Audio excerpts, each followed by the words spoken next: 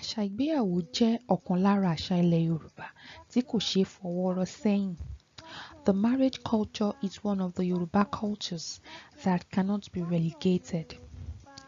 Ayẹyẹ ìgbéyàwó Yorùbá a sì máa ládùn, lóyin, a tún máa lárinrin pẹ̀lú.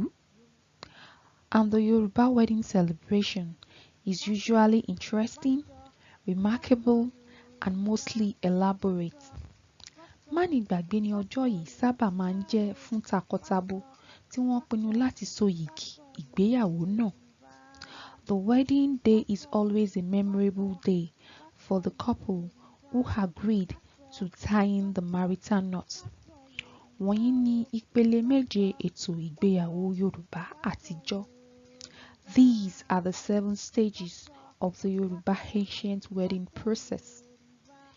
Ìpele ìfojúsóde, the searching stage. Ìpele ìrìnnà, èyí ni iṣẹ́ alárinà, the mediating stage, done by a mediator. Ìpele ìṣíhùn, the consent stage. Ìpele ìtọrọ, the seeking stage. Ìpele ìdána, the introduction stage. Ìpele ìpalẹ̀mọ́, the preparation stage.